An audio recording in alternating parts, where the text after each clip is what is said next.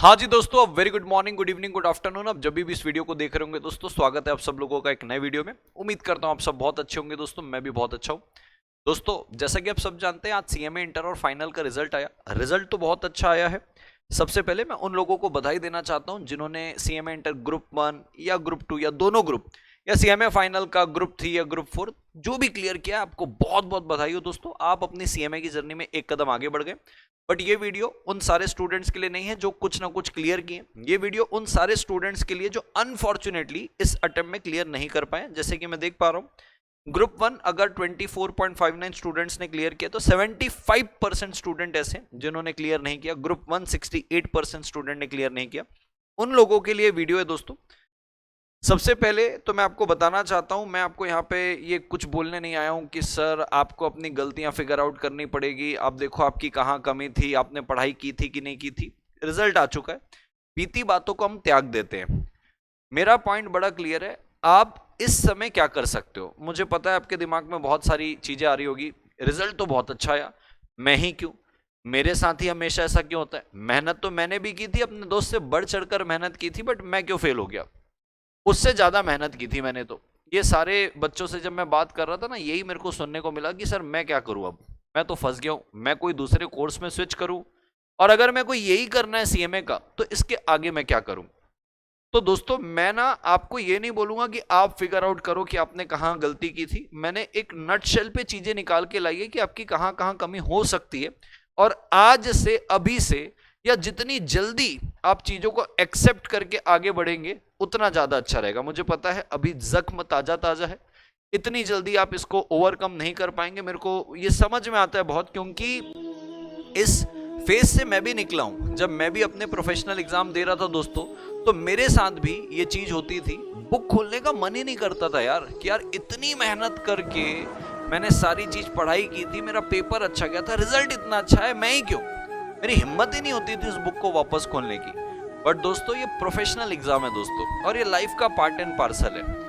धीरे धीरे ये फैक्ट एक्सेप्ट हो जाता है कि चल कोई बात नहीं, इस बार और अच्छे से मेहनत करेंगे, आगे बढ़ जाएंगे। तो मैंने नटशेल पे कुछ चीजें निकाल के आई है कि कहां कहां आपकी प्रॉब्लम हो सकती है। मैंने इवन एक जूम सेशन भी प्लान किया है उन सारे स्टूडेंट्स का जिनका अनफॉर्चुनेटली एग्जाम क्लियर नहीं हुआ है, उनके लिए जूम सेशन भी प्लान किया है। और एक शॉर्ट स्ट्रेटेजी बताया हूं कि अब आपको पर्टिकुलरली मेरे सब्जेक्ट में अगर लॉ पे आगे बढ़ना है तो किस तरीके से आप बढ़ सकते हो। मैं ट्राई करूंगा आपको बाकी सब्जेक्ट का भी गाइड करने का। तो फिलहाल मैं उन सारे सीएमए इंटर स्टूडेंट से बात कर रहा हूं जो अनफॉर्चुनेटली ग्रुप 1 में वो लॉ वाले सब्जेक्ट में अगर उनको प्रॉब्लम है तो आप क्या कर सकते हो। तो दोस्तों देखो, मोटा मोटा मैंने जो फिगर आउट किया है प्रॉब्लम किधर आती है। बहुत सारे स्टूडेंट को मैंने देखा है, सबसे पहले तो उनको कंसेप्चुअल क्लैरिटी नहीं रहती है, वो बार बार रिवीजन करते जाते हैं। रिवीजन कर रहे हैं लेकिन पीछे कंसेप्ट क्लियर नहीं है। तो जब प्रैक्टिकल क्वेश्चन आते हैं ना, तो हमको थोड़ा सा उस पर तकलीफ हो जाती है, क्योंकि हमारे कंसेप्ट क्लियर नहीं है, हम बार बार रिवीजन करते जा रहे हैं, रटे हुए हैं चीजों को। तो जैसे ही प्रैक्टिकल क्वेश्चन आता है तो क्वेश्चन समझने में प्रॉब्लम आती है, तो आंसर कैसे लिखेंगे। तो एक तो ये कंसेप्चुअल क्लैरिटी आपको देखना है सही है कि नहीं। दूसरी बात करूं तो आपको एक बढ़िया स्ट्रेटेजी रहनी चाहिए कि मेरे को कैसे रिवाइज करना है। मोटी मोटी चीजों को, इंपॉर्टेंट चीजों को मेरे को पहले पढ़ना है। तो अगर मैं आपको स्ट्रेटेजी बताऊं दोस्तों, ये मैंने शॉर्ट स्ट्रेटेजी आप लोग के लिए बना के आई है। ये सबसे प्रूवन स्ट्रेटेजी जो मैं अपने एनरोल्ड बैच में बताता हूं दोस्तों। अगर आप चाहते हैं मैं इसके ऊपर एक डिटेल्ड वीडियो लेके आऊं, कमेंट जरूर करिएगा कि सर हमको डिटेल्ड स्ट्रेटेजी चाहिए।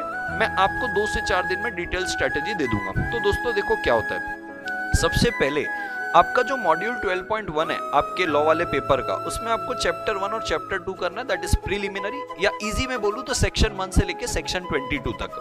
फिर सीधा आप जंप करेंगे 12.2 से लेके 12.6 में, जहां पे auditor, rights of share holder, KMP और आपके डायरेक्टर वाला पोर्शन है, ये पूरा करेंगे।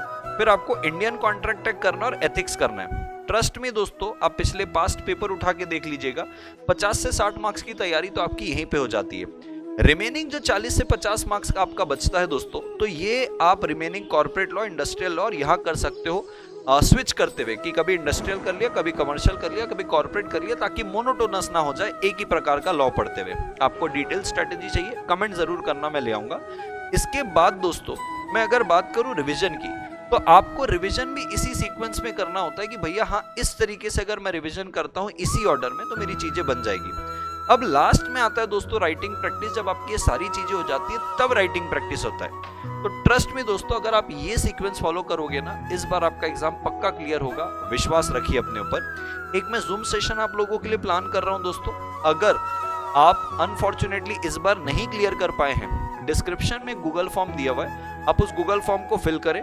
हमारी टीम आपके साथ कनेक्ट करेगी। हम एक जूम सेशन आपके लिए अरेंज करेंगे जिसमें मैं और आप 1-on-1 बात करेंगे और आपकी जो भी समस्या रहेगी उसका समाधान करने की कोशिश करेंगे दोस्तों। अब दोस्तों अगर मैं आगे बात करूं, मैं एक फास्ट ट्रैक प्लान कर रहा हूं। मुझे ऐसा लग रहा है कि जो 75% की जनता है, इसको एक मेंटरशिप की जरूरत है जो फटाफट इनको सारी चीजें करवा दे। अगर आप इस पे इंटरेस्टेड हो तो भी आप गूगल फॉर्म भरिएगा और उस पे रिमार्क्स में डालिएगा कि हाँ भाई मैं इंटरेस्टेड हूँ, या तो कमेंट बॉक्स में जरूर बताइएगा। अगर मास की डिमांड होगी कि हाँ सर हमको ये फास्ट ट्रैक चाहिए, हमको फटाफट एक बार कोई हाथ पकड़ के पूरा सिलेबस करवा दे सर, खुद से नहीं होता, तो मैं बिल्कुल एक रीजनेबल प्राइस में बुक के साथ आपके लिए फास्ट ट्रैक ले आऊंगा दोस्तों।